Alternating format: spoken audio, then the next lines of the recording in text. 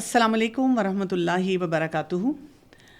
نحمدہ و نصلی علی رسولہ الکریم، اما بعد، فاعوذ باللہ من الشیطان الرجیم، بسم اللہ الرحمن الرحیم۔ رب اشرح لی صدری ویسر لی امری واحلل عقدۃ من لسانی یفقہوا قولی۔ 28واں پارہ، اور آج ہم سورہ المنافقون پڑھیں گے۔ آئیے پہلے تلاوت سنتے ہیں پہلی آیت کی۔ سورة المنافقون۔ اعوذ باللہ من الشیطان الرجیم، بسم اللہ الرحمن الرحیم۔ اذا جاءك المنافقون قالوا نشهد انك لرسول الله والله يعلم انك لرسوله والله يشهد ان المنافقين لكاذبون اتخذوا۔ سورہ المنافقون، اس کو ہم دیکھتے ہیں کہ یہ مدنی صورت ہے، اور مکہ میں جب تک مسلمان تھے وہاں پہ نفاق نہیں تھا۔ کیوں؟ اس لیے کہ وہاں پہ جو اسلام تھا وہ بہت کمزور تھا۔ لیکن جب مسلمان مدینہ آئے اور مسلمانوں کو طاقت ملی اور ایک ریکگنیشن ملی، ایک اسلامک اسٹیٹ بننا شروع ہوا، اور ارد گرد کے جتنے علاقے تھے انہوں نے اسلام کو پہچاننا شروع کیا، تو اب بہت سے ایسے لوگ تھے جنہوں نے جھوٹ موٹ ایک سپرفیشل لیول پہ ایک اپنے ظاہری فائدے کے لیے اسلام کو قبول کرنا شروع کر دیا۔ رسول اللہ صلی اللہ علیہ وآلہ وسلم جمعے کے دن سورہ جمعہ پڑھتے تھے، جس میں مسلمانوں کو ابھارا جاتا تھا کہ ان کے کرنے کے کام کیا ہیں، اور ساتھ ہی ہم دیکھتے ہیں کہ جب آپ سورہ المنافقون پڑھتے تھے تو اس میں ان اے وے جھنجھوڑا جاتا تھا کہ یہ وہ رویے ہیں جس سے ہم نے اپنے آپ کو بچا کے رکھنا ہے۔ تو یہ جو پوری صورت ہے سورہ المنافقون، یہ منافقت کے بارے میں، منافقوں کے رویوں کے بارے میں ہے، ان کے حالات کے بارے میں ہے، اور مسلمانوں کو اس میں ہوشیار کیا جا رہا ہے۔ تھوڑا سا اگر ہم لنک بھی دیکھ لیں جو ہم نے پچھلی صورتیں کی ہیں، جیسے سورہ الممتحنہ ہم نے کی، جس میں یہ بتایا گیا کہ دشمن کو دوست نہیں بنانا، دشمن کو دشمن ہی سمجھنا ہے، اس کے پیرامیٹرز کیا ہوں گے، اور پھر وہاں پر ہم نے کیسے باؤنڈری سیٹنگ کرنی ہے، کیونکہ ہم کسی بھی سوسائٹی سے، معاشرے سے، معاملے سے الگ ہو کر نہیں رہ سکتے۔ پھر اسی طرح ہم نے سورہ صف پڑھی، جس میں ہمیں یہ سکھایا گیا کہ قول اور فعل کے تضاد سے ہم نے اپنے آپ کو بچانا ہے۔ اس کے بعد ہم سورہ جمعہ پہ آ جاتے ہیں، جس میں خاص طور پہ اس بات کی نشاندہی کی گئی کہ جب رسول اللہ صلی اللہ علیہ وآلہ وسلم ہمیں کوئی بھی کام کرنے کے لیے کہتے ہیں تو ہم نے اس سے اعراض نہیں برتنا۔ اب ہم سورہ المنافقون پہ آ جاتے ہیں، جہاں پر ہمیں مسلمانوں کے اندر ہی جو سیلف سینٹرڈ رویے ہوتے ہیں ان کے بارے میں بتایا جا رہا ہے کہ اب وہاں پہ ہمارے معاملات کیا ہوں گے۔ ہمیں یہ بات سمجھ آنی چاہیے کہ جو مومن ہوتا ہے نا، وہ کسی کو بلائنڈلی ٹرسٹ نہیں کرتا۔ آپ دیکھیں یہاں پر ہمیں ڈیلنگز بھی بتائی جا رہی ہیں۔ ہم کیا کرتے ہیں کہ عام زندگی میں جب بھی ہمیں لوگوں سے واسطہ پڑتا ہے، مختلف مزاج کے لوگ ہوتے ہیں، مختلف طریقے سے لوگوں کو جیسے کہتے ہیں ڈیل کر رہے ہوتے ہیں، ہم بلائنڈلی لوگوں کو ٹرسٹ کرتے ہیں۔ ہم کہتے ہیں بس میں نے تو اللہ کی خاطر اس سے بھی یہ معاملہ کر لیا اور اس سے بھی یہ معاملہ کر لیا۔ یہاں سے ہمیں اسلام کی خوبصورتی نظر آتی ہے کہ ہاں، ہم نے عدل سب کے ساتھ کرنا ہے، لیکن جب ہم نے احسان کے رویے پہ جانا ہے یا ڈیلنگ کرنی ہے تو ضرور ہم نے بہت سے پیٹرنز کو آئیڈینٹیفائی کرنا ہے، کچھ پیرامیٹر سیٹ کرنے ہیں، اور بیوقوف نہیں بننا ہے، اور ظاہر ہے اپنے آپ کو بھی ان رویوں سے بچانا ہے، کیونکہ یہ ہمارے ایک اندر کا معاملہ ہے۔ جو بھی ہو رہا ہوتا ہے تو اس میں ہم کیا کچھ کر سکتے ہیں، اس پہ نظر رکھنے کی ضرورت ہے۔ زید بن ارقم سے روایت ہے، وہ کہتے ہیں کہ میں نے ایک لڑائی کے موقع پہ عبداللہ بن ابی کو یہ کہتے سنا کہ جو لوگ رسول اللہ صلی اللہ علیہ وآلہ وسلم کے پاس جمع ہیں ان پر خرچ نہ کرو، تاکہ وہ خود ہی آپ صلی اللہ علیہ وآلہ وسلم سے الگ ہو جائیں۔ اس نے یہ بھی کہا کہ اب ہم جب مدینہ لوٹ کر جائیں گے تو عزت والا وہاں سے ذلت والے کو نکال کھڑا کرے گا۔ وہ کہتے ہیں کہ میں نے ان باتوں کا ذکر اپنے چچا یا عمر رضی اللہ عنہ سے کر دیا۔ اس پر یہ بات رسول اللہ صلی اللہ علیہ وسلم تک پہنچ گئی، اور رسول اللہ صلی اللہ علیہ وسلم نے مجھے بلایا۔ آپ صلی اللہ علیہ وسلم نے معاملے کی تحقیق کے لیے عبداللہ بن ابی کو بھی بلایا، تو اس نے آ کر قسم کھا لی کہ میں نے ایسا کچھ نہیں کہا. آپ صلی اللہ علیہ وآلہ وسلم نے اس کو سچا قرار دیا اور اس کی ظاہری عمل پر چھوڑ دیا اور زید رضی اللہ عنہ کو جھوٹا قرار دیا. زید رضی اللہ عنہ کہتے ہیں کہ مجھے اس بات سے بہت ہی افسوس اور دکھ ہوا اور میں نے کسی سے بات نہیں کی، لیکن میں گھر میں آ کر بیٹھ گیا اور بہت ہی غم زدہ تھا. اور پھر اس پہ یہ صورت جو ہے وہ نازل ہوئی جس میں ان لوگوں کے سب رویوں کو بہت واضح کر دیا گیا اور اس پر پھر کہا گیا کہ اے زید، اللہ نے تجھے سچا کر دیا. تو یہاں سے ہمیں یہ پتہ چلتا ہے کہ کئی دفعہ جو منافقین ہوتے ہیں وہ اس طریقے سے بات چیت کرتے ہیں کہ اپیرنٹلی ہر ایک کو لگنا شروع ہو جاتا ہے کہ شاید یہی سچے لوگ ہیں اور انہی کی بات جو ہے وہ درست ہے. تو ان رویوں کو سمجھنا بھی بہت زیادہ ضروری ہے، کیونکہ مسلمانوں کے ہی اپنے گروہوں میں جب ہم لوگوں سے ملتے ہیں، ہمارے خاندان میں ایسے لوگ ہوتے ہیں، اس کے علاوہ ہمارے کوئی سوشل کنیکشنز کے ساتھ ایسے لوگ ہوتے ہیں، ہماری ڈیلی انٹریکشن ہو رہی ہوتی ہے جن میں ایسے معاملات میں ہم الجھ کے رہ جاتے ہیں. اور کئی دفعہ پھر ہم یہ کہتے ہیں کہ کیسا اسلام ہے یا یہ کیسے مسلمان ہیں، اور ان رویوں کو ہم کیسے دیکھیں. ہم یہ بھی جانتے ہیں کہ یہ غزوہ بنو مستلق کے موقع پر شعبان کے مہینے میں سورت جو ہے نازل ہوئی تھی. تو یہاں پہ بات کیا جا رہا ہے؟ آیت نمبر 1 کو دیکھیے، سورۃ المنافقون. اذا جاءک المنافقون، جب آتے ہیں آپ کے پاس منافق. منافق کو پہلے سمجھنے کی کوشش کرتے ہیں. یہاں پہ جو کہا جا رہا ہے یہ کون ہوتا ہے؟ اس کا روٹ ورڈ نکلتا ہے نون فے قاف سے، نفق. نفق کہتے ہیں جیسے کوئی ایک ایسا راستہ جو کہیں دوسرے راستے سے نکل جاتا ہے، جیسے ٹنل ہوتی ہے. اور اسی طرح ہم دیکھتے ہیں کہ منافق جو ہوتا ہے وہ کیا کرتا ہے کہ ایک راستے سے داخل ہوتا ہے، دوسرے راستے سے نکل جاتا ہے. جو انفاق ہے اس کا بھی روٹ یہی ہے، اور اس میں بھی ہم کیا کرتے ہیں کہ مال ایک طرف سے آتا ہے اور ہم دوسری طرف سے اس کو نکال دیتے ہیں.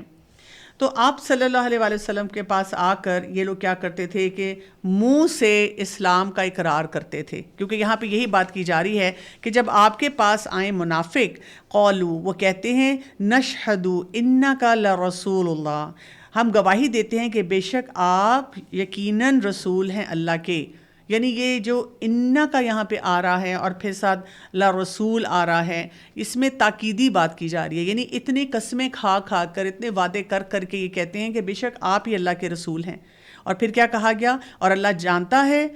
بے شک آپ یقیناً اللہ ہی کے رسول ہیں. یعنی ایک تو وہ بات ہے جو وہ لوگ اپنی لپ سروس سے کہتے ہیں، اندر کچھ اور ہے، باہر کچھ اور ہے. لیکن یہاں پہ اللہ تعالیٰ کی گواہی لائی گئی ہے کہ اللہ تو جانتا ہے کہ اللہ وہ جانتا ہے کہ بے شک آپ اللہ کے رسول ہیں. واللہ یشہد ان المنافقین لکاذبون، اور اللہ گواہی دیتا ہے کہ بے شک منافق البتہ جھوٹے ہیں.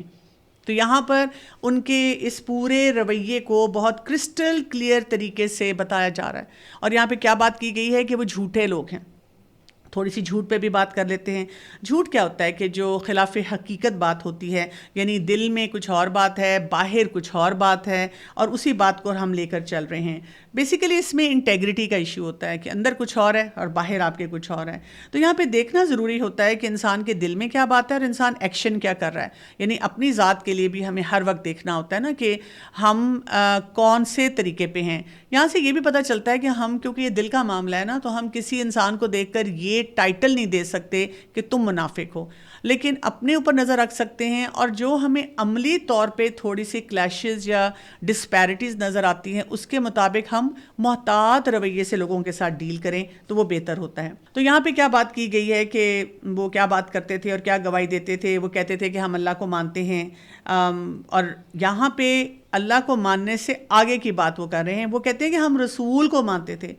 یہاں سے ہمیں یہ بات پتہ سمجھ آتی ہے کہ صرف اللہ کو ماننے سے ایمان مکمل نہیں ہوتا، بلکہ ایمان باللہ اور ایمان بالرسل جو ہیں یہ دونوں ایک قسم کا لازم و ملزوم ہے. کیونکہ ہم بار بار یہ بات کرتے ہیں کہ جب ہم قرآن پاک کو پڑھتے ہیں، قرآن کو سمجھتے ہیں، تو بہت سے معاملات میں اگر ہمیں اس آیت کی کوئی ڈیٹیل چاہیے کہ یہ معاملہ ہے کیا اور اس میں کرنا کیا ہے پریکٹیکلی، تو وہ ہمیں رسول اللہ صلی اللہ علیہ وسلم کی زندگی سے پتہ چلتا ہے. چھوٹی سی مثال ہے، قرآن پاک میں بار بار آ گیا واقیم الصلاۃ. اب نماز کیسے پڑھنی ہے، کتنی دفعہ پڑھنی ہے، اس کے کیا ایکشنز ہوں گے، اس میں کیا پڑھا جائے گا، کیا ہر انسان اپنے طریقے سے نماز پڑھنی شروع کر دے، اپنے موڈ کے مطابق پڑھنی شروع کر دے جو اس کو لگتا ہے کہ درست ہے؟ یہاں پہ اب رسول اللہ صلی اللہ علیہ وسلم پہ جو ایمان ہے اس کا ہمیں فائدہ نظر آتا ہے کہ ہم سنت کے طریقے کو دیکھتے ہیں اور سمجھتے ہیں کہ اچھا نماز مجھے اس طرح سے پڑھنی ہے، اور نماز جب میں نے پڑھنی ہے تو پھر مجھے اس میں کیا کیا فائدے بھی حاصل ہوں گے۔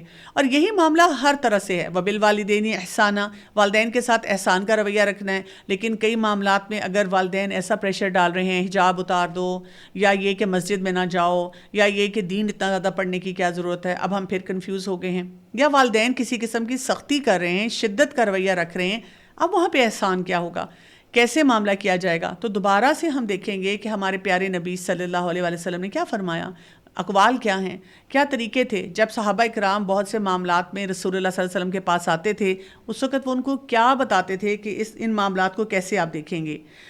تو یہاں پہ اب ہمیں یہ سمجھ آتی ہے کہ جو یہاں پہ بار بار یہ بات کی جا رہی ہے، تو یہ جو تاکیدی بات ہے یوزلی یہ قسم کے جواب میں آتی ہے۔ تو مسلمان جو ہے نا، اور جو سچا انسان ہوتا ہے اس کو بار بار قسمیں نہیں کھانی پڑتی ہیں، اس کو بار بار یہ کہنا نہیں پڑتا آئی سویئر، اللہ کی قسم، قرآن لے آؤ، اس پہ ہاتھ رکھوا لو اور میں ہی سچا ہوں۔ تو یہاں پہ جھوٹے لوگ اکثر یہ کرتے ہیں جو خود انسیکیور ہوتے ہیں، خود ان کے اندر کوئی ڈسپیرٹی ہوتی ہے، کانفلکٹ ہوتا ہے، تو وہ بات بات پہ ایسی قسموں پہ جاتے ہیں، ایسی گواہیوں پہ جاتے ہیں، ایسی بات کرنے کی کوشش کرتے ہیں کہ لوگوں کو وہ یقین دلا سکیں کہ وہ سچے ہیں۔ تو جھوٹ بولنا جو ہے نا وہ منافقین کی صفت میں سے آتا ہے،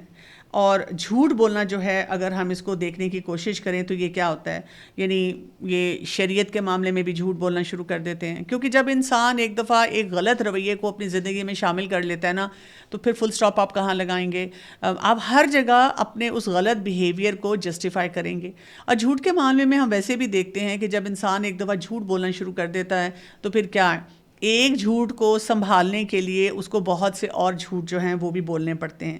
تو جھوٹ انسان بولتا ہے شریعت کے معاملے میں، جھوٹ انسان بولتا ہے عام معاملات میں، چھوٹی چھوٹی باتوں میں بھی وہ اپنی بات کو جسٹیفائی کرنے کے لیے، کور کرنے کے لیے جھوٹ بولنا شروع کر دیتا ہے۔ پھر یہ کہ جب بھی انسان کسی خطرے میں ہوتا ہے تو وہاں پر تو ضرور ہی جھوٹ بولنا شروع کر دیتا ہے، اور یہ قابل مذمت عمل ہے جس سے ہمیں بچانے کی ضرورت ہے۔ تو جھوٹ جو ہے نا وہ ایمان کو کھا جاتا ہے، اور بیسیکلی اگر ہم جھوٹ کو اصطلاحی معنی میں دیکھیں تو کیا ہے کہ زبان کے ساتھ آپ ایمان کا اظہار کر رہے ہیں لیکن دل میں آپ کے بالکل بھی ایمان نہیں ہے۔ حذیفہ بن یمان سے منافقت کے بارے میں جب پوچھا گیا تو انہوں نے کہا کہ منافق ایسا شخص جو اسلام کا اظہار کرتا ہے لیکن اسلام پر عمل نہیں کرتا ہے۔ اور آج کے اگر ہم اس دور کے جو منافق تھے اور آج کے منافقین ہیں ان کا موازنہ کریں تو یوں محسوس ہوتا ہے کہ اس دور کے منافق کسی حد تک بہتر تھے۔ کس طرح بہتر تھے؟ کیونکہ وہ تو نماز بھی پڑھتے تھے، اسی طرح وہ زکوٰۃ بھی دیتے تھے، اسی طرح جہاں جہاں آسان ہوتا تھا ان کو تھوڑا سا کمفرٹ لیول لگتا تھا وہ جنگ کے لیے بھی آ جاتے تھے، اور وہ اپنے نفاق کو چھپا کر رکھا کرتے تھے۔ لیکن آج کے دور میں دیکھیں کہ بہت سے لوگ اپنے آپ کو مسلمان بھی کہتے ہیں، لیکن جو بہت سی بدعمالیاں ہیں وہ کھلم کھلا کرتے ہیں۔ وہ کہتے ہیں نماز میرا اور اللہ کا معاملہ ہے، میں کنونس ہوں گا تو نماز پڑھوں گا، میں تو اللہ سے ویسی باتیں کر لیتا ہوں، مجھے نماز پڑھنے کی ضرورت نہیں ہے۔ یعنی یہ قرآن اور حدیث سے کہاں ثابت ہوتا ہے کہ کس طرح سے آپ معاملات کر رہے ہیں؟ اسی طرح کھلم کھلا جھوٹ بول کے کہتے ہیں کہ جھوٹ کے بغیر تو گزارا نہیں ہوتا۔ اسی طرح بہت سے جو اللہ تعالیٰ کے دیے ہوئے احکامات ہیں ان سے وہ کسی نہ کسی لاجک کے ساتھ انکار کرتے نظر آتے ہیں، اور ساتھ ساتھ یہ بھی ٹال کلیم کرتے رہتے ہیں کہ جی ہم تو بہت اچھے کھرے مسلمان ہیں، ہمارا دل بھی صاف ہے، اور دیکھو ہم تو جو جیسے ہیں ہم ویسے ہی اپنے آپ کو بتاتے ہیں، ہم پریٹینڈ کچھ نہیں کرتے ہیں، اور ہم بہت سے ایسے لوگوں سے بہتر ہیں جو شاید دین کو زیادہ بہتر طور پہ قرآن اور سنت کے مطابق پریکٹس کرنے کی کوشش کر رہے ہیں۔ تو یہاں پہ ہم دیکھتے ہیں کہ جیسے میں نے آپ سے پہلے کہا تھا کہ رسول اللہ صلی اللہ علیہ وسلم کی ہجرت سے پہلے اور بعد میں بھی فوراً بعد نفاق کا وجود نہیں تھا۔ یہاں تک کہ کیا ہوا کہ جب مسلمانوں کو غزوہ بدر میں ایک بہت شاندار قسم کی کامیابی حاصل ہوئی اور اس کے بعد جب مسلمانوں کی ایک بہت ویلیو ہونی شروع ہوئی تو ایسے جو مسلمان مطلب یعنی کہ وہ کمزور سے لوگ تھے جو مسلمان سوچتے تھے ہوں نہ ہوں، تو اب انہوں نے دیکھا کہ مسلمانوں کے ساتھ رہنے میں بھی فائدہ ہے، تو انہوں نے کیا کرنا شروع کیا کہ اپنے ظاہری فائدے کے لیے انہوں نے اپنے آپ کو مسلمان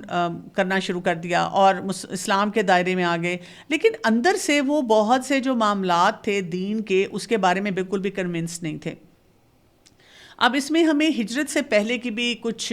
واقعات پتہ چلتے ہیں جن کی اہمیت ہے اور ان کا بھی امپیکٹ ہے، کیونکہ ان کا ذکر اس صورت میں بار بار آتا بھی ہے۔ کیونکہ مدینہ میں ہم دیکھتے ہیں کہ وہاں پہ اوس اور خزرج تھے، اور اوس اور خزرج جو تھے ان کی جب لڑائیوں کا سلسلہ شروع ہوتا تھا تو وہ جنریشن آفٹر جنریشن چلتا تھا۔ اس کی وجہ سے وہ خود بھی بہت ایگزاسٹ ہو چکے تھے، پریشان تھے، اور وہ چاہتے تھے کہ ان کے معاملات جو ہیں وہ درست ہو جائیں۔ ایسے موقع پہ ان لوگوں نے آپس میں ایک متفقہ فیصلہ کیا کہ ہمیں نہ کسی ایک سردار کو چننا چاہیے، کوئی لیڈر ہونا چاہیے جو جب بھی ہمارے درمیان کوئی مسئلے مسائل ہوں تو وہ ہمارے درمیان صلح صفائی کروائے اور ہمارے معاملات کو درست کرے۔ اب انہوں نے جب تھوڑا سا دیکھنا شروع کیا تو ان کو عبداللہ بن ابی ایسا شخص نظر آیا جس میں لیڈرشپ کوالٹیز تھیں، اور انہوں نے آپس میں سوچا کہ ایسے کرتے ہیں کہ ہم ان کو اپنا لیڈر مان لیتے ہیں۔ ابھی وہ پلاننگ میں ہی تھے اس ساری باتوں کے بعد کہ اس کی کب تاج پوشی کریں اور لوگوں کے سامنے اس کو ڈکلیئر کریں کہ یہ ہمارا سردار ہے۔ اسی دوران میں مدینہ والے جو ہیں ان کو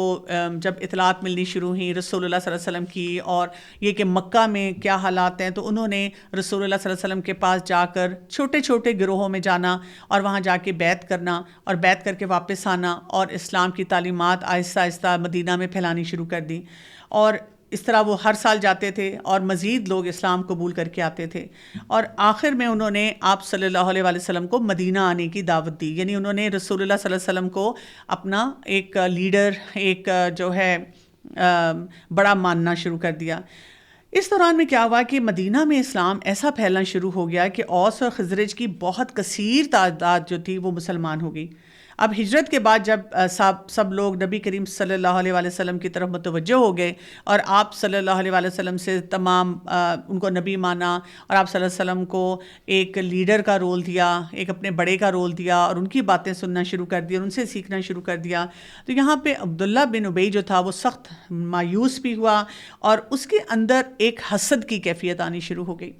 اب جب اس کے اندر حسد آیا تو اس نے کیا کرنا شروع کر دیا، بہت سے ایسے جو لائک مائنڈیڈ لوگ تھے جو ظاہری طور پہ تو مسلمان ہو رہے تھے لیکن ان کے اندر اسلام نہیں تھا، تو اس نے کیا کیا کہ ان سب کو جمع کر لیا اور یہ ایک گینگ کی طرح بن گئے، یعنی جنہوں نے اسلام تو قبول کر لیا اور بڑی بڑی باتیں بھی کرتے تھے لیکن اندر سے ان کا کھوکھلا پن تھا جس کی وجہ سے اسلام کو بھی نقصان ہو رہا تھا، اپنا تو وہ نقصان کر ہی رہے تھے اور بہت سے معاملات میں الجھاؤ بھی پیدا ہو جاتا تھا۔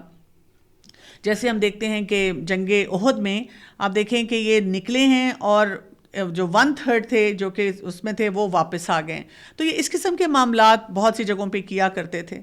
تو تھوڑا سا اگر ہم مزید جانیں کہ جو نفاق ہوتا ہے یہ کس طرح کا ہوتا ہے تو اس کی 2 بڑی قسمیں بتائی جاتی ہیں۔ ایک ہوتا ہے اعتقادی نفاق، اور یہ جو ہوتا ہے یہ کفر اکبر ہوتا ہے، یعنی آپ زبان سے اور اسلام آپ کے بارے میں بول رہے ہیں لیکن آپ کے دل میں قطعاً کسی قسم کا اسلام نہیں ہے، آپ مانتے ہی نہیں ہیں اسلام کو، اور یہ جو چیز ہے یہ انسان کو جہنم میں لے کر جانے والی بات ہے، اور اس میں بہت سارا شر چھپا ہوا ہوتا ہے اور اس شر کی وجہ سے یہ اندر سے جسے کہتے ہیں بیک سٹیپنگ کر رہے ہوتے ہیں اور بہت سے مسلمانوں کو نقصان دے رہے ہوتے ہیں۔ دوسری طرح کا جو نفاق آتا ہے وہ عملی نفاق آتا ہے، اس کو ہم کبیرہ گناہ کہتے ہیں، یعنی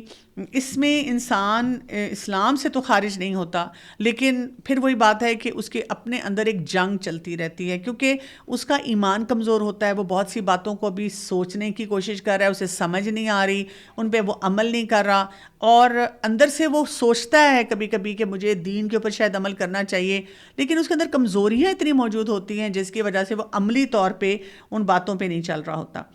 تو اگر ہم دیکھیں کہ یہ جو نفاق ہوتا ہے اس کی کیا کیا اقسام ہیں تو 6 اقسام بتائی جاتی ہیں۔ پہلا تو یہ ہے کہ رسول اللہ صلی اللہ علیہ وسلم کی تکذیب کرنا، دوسرا یہ رسول اللہ صلی اللہ علیہ وسلم کی لائی ہوئی شریعت کی تکذیب کرنا، یا تو رسول کو ہی نہ ماننا، یا یہ کہ جو رسول اللہ صلی اللہ علیہ وسلم بات بتا رہے ہیں جیسے حدیث کو نہ ماننا اور کہہ دینا کہ ہم نہیں مانتے، ہمیں کیا پتہ یہ درست ہے کہ نہیں ہے۔ پھر تیسری شکل اس کی آتی ہے جس میں رسول اللہ صلی اللہ علیہ وسلم سے بغض رکھنا۔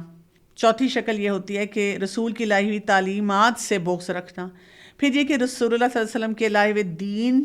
جو ہے اس پہ خوش نہ ہونا، بلکہ جب اسلام کو نقصان پہنچے تو بہت زیادہ خوشی کا اظہار کرنا۔ اور اس کا اپوزٹ پھر چھٹی قسم آ جاتی ہے کہ جب بھی رسول اللہ صلی اللہ علیہ وسلم کی دین کی کوئی کامیابی ہوتی ہے تو اس پہ ناراضگی سی ہونا، خوشی کا اظہار نہ ہونا، ایک ڈل سا طریقہ ہونا۔ تو اب ہم دیکھتے ہیں کہ یہ جو ساری باتیں ہوتی ہیں نا، یہ کیا کرتی ہیں کہ بہت لوگوں کو، کیونکہ آپ اپیرنٹلی اپنے آپ کو مسلمان بتا رہے ہیں، لیکن جب آپ کوئی بات چیت کر رہے ہیں یا معاملات کر رہے ہیں تو اس میں بہت سی ڈسپیرٹی آ رہی ہے، اس میں کوئی ایک عجیب سا ایک مکسچر سا آ رہا ہے کہ لوگ پریشان ہو رہے ہیں کہ یہ مسلمان ہیں لیکن یہ بات کیا بول رہا ہے، اور وہ پھر بہت ہی سٹل طریقے سے، دھیمے طریقے سے کوئی ایسی بات کر جاتے ہیں، ایسا معاملہ کر جاتے ہیں کہ بہت سے اور لوگ جو اسلام کے دائرے میں آ رہے ہوتے ہیں اور ابھی اسلام کو سمجھنے کی کوشش کر رہے ہوتے ہیں، لوگوں کے بیہیویئر سے بھی سیکھتے ہیں کہ اچھا یہ ہم سے پہلے اسلام لے کر آیا ہوا ہے، وہ پریشان ہو جاتے ہیں، ان کو سمجھ نہیں آتی کہ کون سی بات درست ہے اور کس بات کو سمجھنا چاہیے۔ پھر ہم یہ بھی دیکھتے ہیں کہ ان کے کچھ رویے ہیں جو کہ ہمیں حدیث سے بھی پتہ چلتے ہیں، جیسے یہ جھوٹ بولتے ہیں، اسی طرح یعنی غلط بیانی کر رہے ہوتے ہیں، کہہ کچھ رہے ہیں، کر کچھ رہے ہیں، وہ بھی اس وجہ سے ہے کہ وہ اپنے فائدے کے مطابق سچویشن کو لے کر چلنا چاہ رہے ہوتے ہیں، وہ یہ نہیں چاہ رہے ہوتے یا یہ نہیں سوچ رہے ہوتے کہ اس سے کسی اور کا کوئی بہتری اس کے سسٹم میں کسی میں آ سکتی ہے۔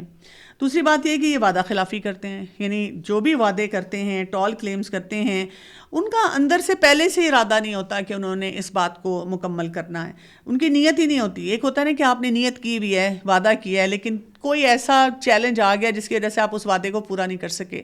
اور آپ نے پھر ایکسکیوز بھی کر لیا، معافی بھی مانگ لی اور اس کو میک اپ کرنے کی بھی کوشش کی، لیکن ان کا ایسا کوئی رویہ نہیں ہوتا۔ یہ پہلے سے ان کو پتا ہوتا ہے کہ ہم نے یہ کام نہیں کرنا، بس اوپر اوپر سے کہتے ہیں ہاں ہاں ضرور ہم کریں گے۔ تیسرا یہ کہ یہ بات بات پہ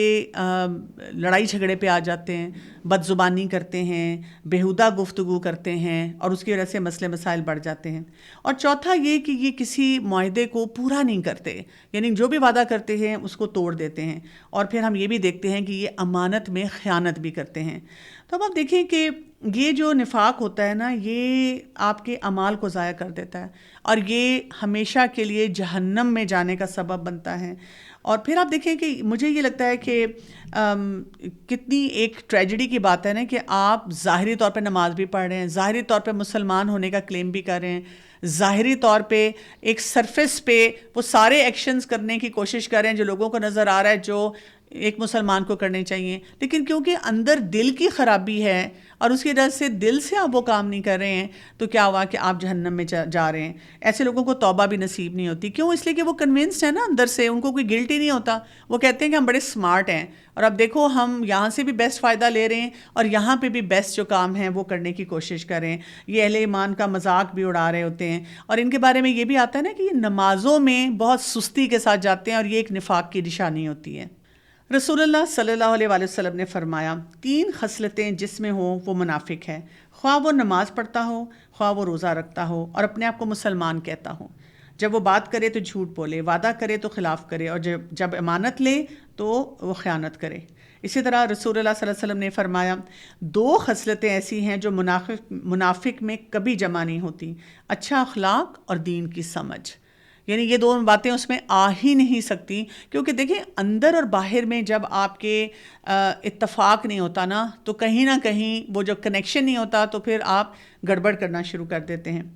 رسول اللہ صلی اللہ علیہ وآلہ وسلم نے فرمایا منافق کی مثال اس بکری کی طرح ہے جو 2 ریوڑوں کے درمیان ماری ماری پھرتی ہے، کبھی اس ریوڑ میں چلی جاتی ہے اور کبھی اس ریوڑ میں۔ تو آپ دیکھیں نا کہ یہ کتنا ایک ان اے وے ٹارچر سم طریقہ ہے کہ آپ خود ہی نہیں کہیں فٹ ہو رہے، آپ سمجھ رہے ہیں کہ جی مجھے کوئی کام کرنا ہے۔ آج کل کے دور میں اس کے لیے ایک ٹرم استعمال کی جاتی ہے نا کہ جب آپ مینٹلی بہت پریشان ہیں، آپ کو کوئی ڈپریشن ہے، آپ کو کوئی انزائٹی ہے، اینکر یور سیلف، کہا جاتا ہے جیسے ایک جہاز ہوتا ہے نا، بہت بڑی شپ ہوتی ہے اور سمندر میں ہوتی ہے اور سمندر کا پانی جو ہے لہریں ایسے آتی ہیں کہ وہ ہچکولے دیتی ہیں اور اگر آپ کچھ طریقہ نہیں اختیار کریں گے تو وہ جہاز کو بہا کے لے جائیں گے، کسی بھی سمت لے جائیں گے۔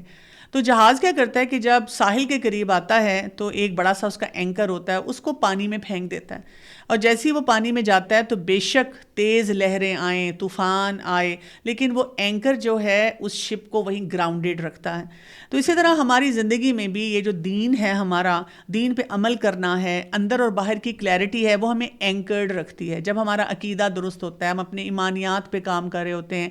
تو ہماری زندگی میں بھی روز کوئی نہ کوئی طوفان آتا ہے۔ بہت سے مقامات پہ ہمیں لگتا ہے کہ ہمیں کوئی نقصان ہو رہا ہے، یا یہ کہ جو کام ہم جس طرح کر رہے ہیں اس طرح نہیں کرنا چاہیے، اس طرح کرنا چاہیے، لیکن ہم اپنے آپ کو پھر اینکر کر لیتے ہیں۔ کوئی اللہ کا حکم ہمارے سامنے آ جاتا ہے، کوئی آیت ہمارے سامنے آتی ہے کہ اس طرح کا بیہیویئر رکھو، کبھی کوئی حدیث آ جاتی ہے، اس کو ہم پڑھتے ہیں اور پھر ہم دوبارہ سے اپنے آپ کو کھڑا کرتے ہیں کہ اچھا یہ معاملہ جو ہے اس کو اس طرح سے نبھانا چاہیے۔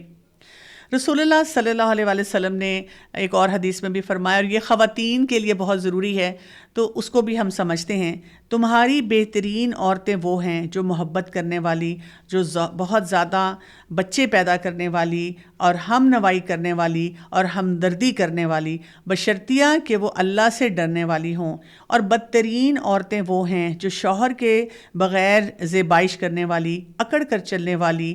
ایسی ہی عورتیں منافق ہیں، اور ان میں سے کوئی جنت میں نہ داخل ہوں گی مگر سرخ چونچ یا سرخ پر والے کوے کی طرح۔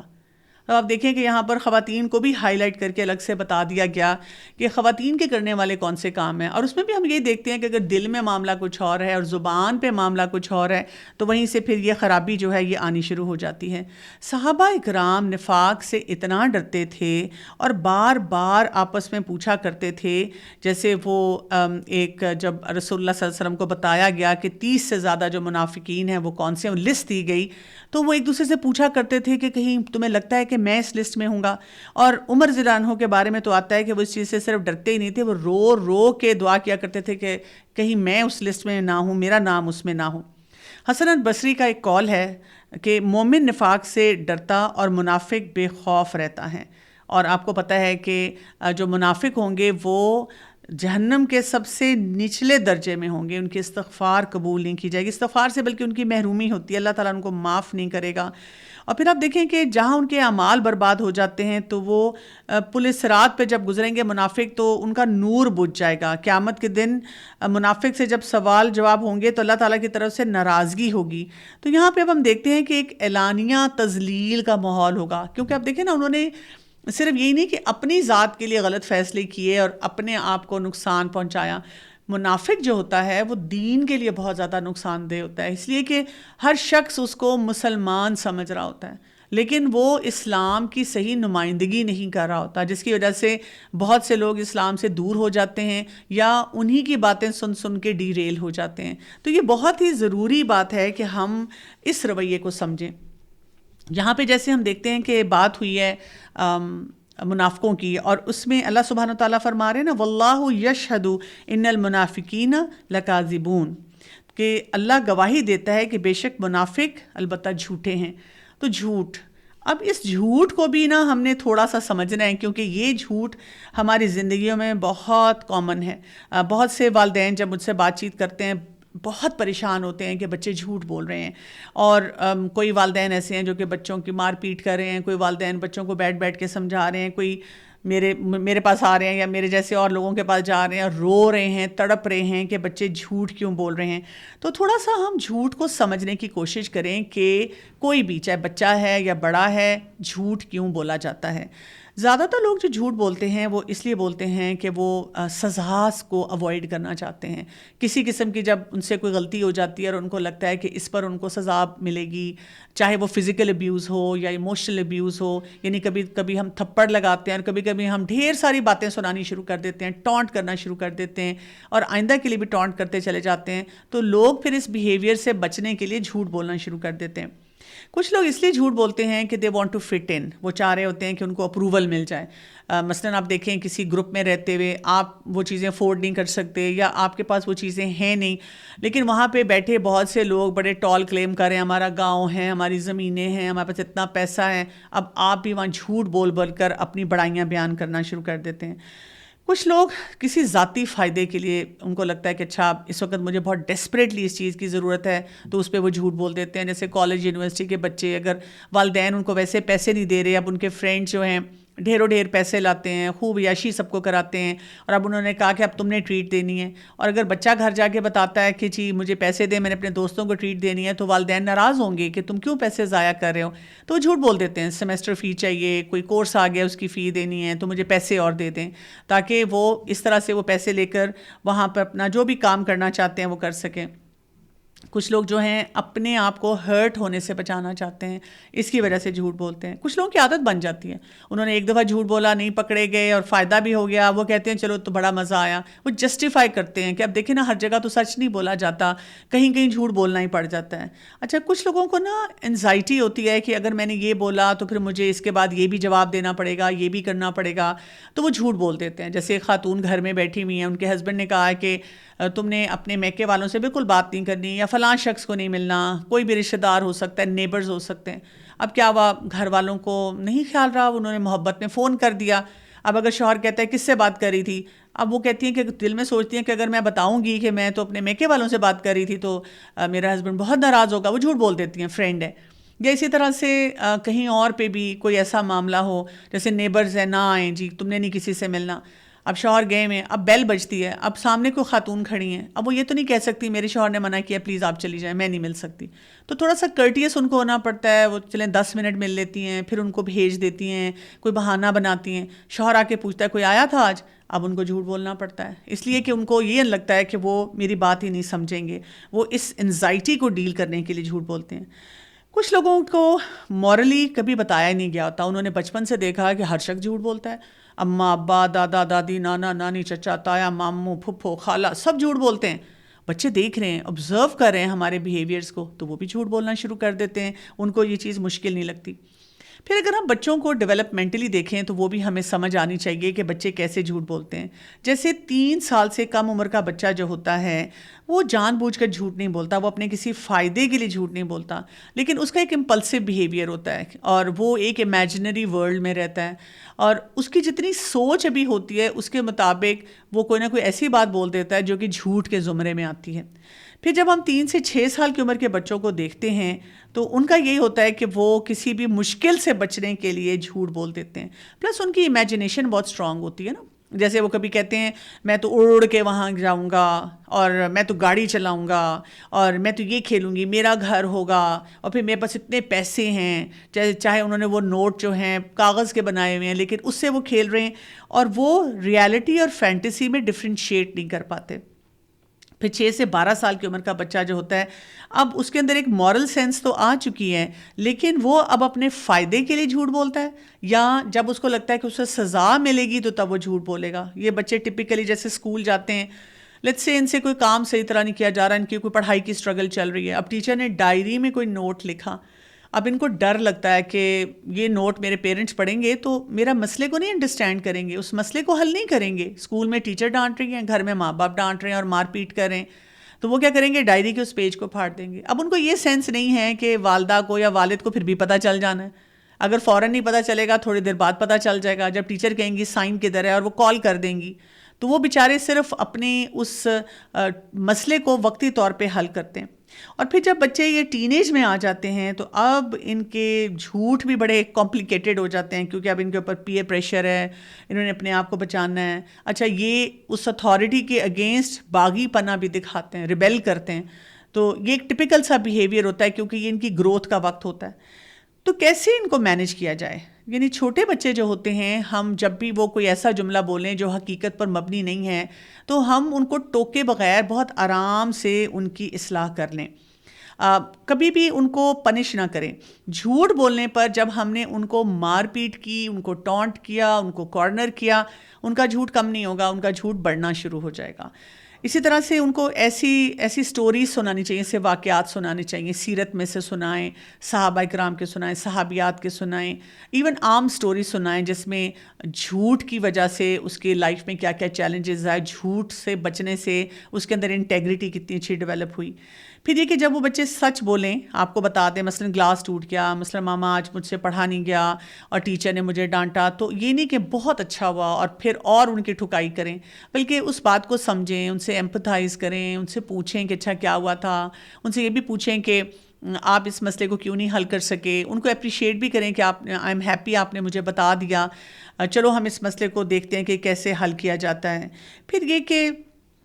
اپنی ایکسپیکٹیشنز کو بھی ریئلسٹک رکھیں کہ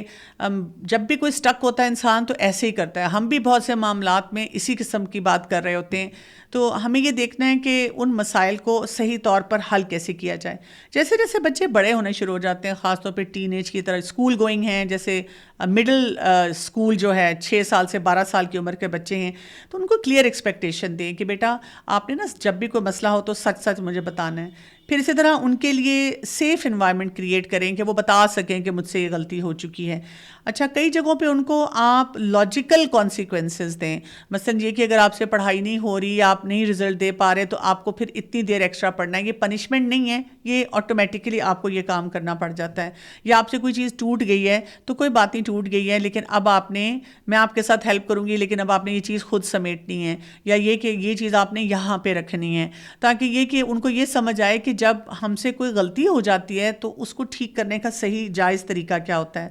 بچوں کو اکاؤنٹیبلٹی یہ سکھائیں کہ ہم نے اللہ کے لیے اپنے آپ کو سچا کرنا ہے۔ ہم کئی دفعہ بچوں کو ایک آئیڈیل پکچر دیتے ہیں کہ جب آپ سچ بولیں گے نا تو سب کچھ ٹھیک ہو جائے گا، لیکن ایسے ہوتا نہیں ہے۔ سچ بول کے بھی ڈانٹ بھی پڑ جاتی ہے، کئی دفعہ لوگ آپ کو مس ٹرسٹ بھی کرتے ہیں، کئی دفعہ لوگ آپ کو کسی کام کی اونرشپ سے بھی ہٹا دیتے ہیں، تو ان کو بتانا ہے کہ یہ کانسیکوینسز آ سکتے ہیں، لیکن ہم نے کیا سوچنا ہے۔ سچ بولنے سے کون راضی ہوگا؟ اللہ راضی ہوگا۔ سچ بولنے سے ہمارے اندر باہر میں ایک الائنمنٹ آئے گی اور ہم خود سے بہت سکون میں ہوں گے۔ ہو سکتا ہے کہ ہمیں کوئی وقتی طور پہ کوئی فائدہ نہ حاصل ہو۔ جیسے ہی بچہ ٹین ایج میں آ جاتا ہے تو اب اوپن کمیونیکیشن ہونی چاہیے، بات چیت کا طریقہ وہ ہونا چاہیے کہ ہم ان کی بات سنیں، ہم ججمنٹل نہ ہوں، تم ہو ہی ایسے، تم کرتے ہی ایسے ہو، تمہارے دوست ایسے ہیں۔ پھر ان کو بلکہ سکھائیں کہ اچھا آئی ایم شیور کہ کیونکہ بہت سے بچے یہ کام کر رہے ہوتے ہیں، آپ کا بھی دل چاہا ہوگا، تو اس کو آپ نے ٹھیک کیسے کرنا ہے۔ اسی طرح سے ان کے سامنے صحیح رول ماڈل کریں، ہم اپنی باتوں کو جسٹیفائی نہ کریں۔ ہم نکلے گھر سے دیر سے ہیں اور کسی کو جا کے کہہ رہے ہیں جیسے ٹریفک کی وجہ سے ہم لیٹ ہو گئے، جبکہ ہم لیٹ اس لیے ہوئے ہیں کہ ہم نے خود گھر سے ہم لیٹ آئے ہیں یا خود ہم نے کسی معاملے کو درست نہیں کیا۔ تو صحیح بات جو ہوتی ہے وہاں پہ بتانا چاہیے۔ جنرلی والدین کو کیا کرنا چاہیے، اپنے گھر کے ماحول میں کیا رکھنا چاہیے جس کی وجہ سے یہ جھوٹ جو ہے یہ ختم ہو جائے۔ سب سے پہلی بات تو یہ کہ خود سچائی کے ساتھ بچوں سے ڈیل کریں۔ اسی طرح سے بچوں کو ٹریپ نہ کریں، یعنی جب ہم جا کے پوچھتے ہیں تم نے یہ کیا تھا، تم سے یہ ہوا تھا، تو کیا ہوگا، بچہ اس کو ڈر جائے گا اور وہ فوراً کہے گا نہیں میں نے یہ نہیں کیا، جبکہ اسی نے وہ کام کیا ہوتا ہے۔ پھر ہم اس کو بار بار کہتے ہیں مجھے پتہ ہے تم جھوٹ بول رہے ہو، لیبل بھی کرتے ہیں مجھے پتہ ہے تم جھوٹ بول رہے ہو اور تم جھوٹ نہیں بولو گے، آئندہ تم نے جھوٹ نہیں بولنا۔ تو بچے کے اندر یہ بات انسٹل ہوتی جاتی ہے کہ میں شاید جھوٹا ہی ہوں۔ اسی طرح جب بچے ہم سے کوئی آنیسٹ شیئرنگ کرتے ہیں تو ہم ان کی تعریف کر دیں، تھینک یو بولیں اور ان سے کہیں کہ چلو I know it must be difficult for you, چلو ہم اس مسئلے کو حل کرنے کی کوشش کرتے ہیں۔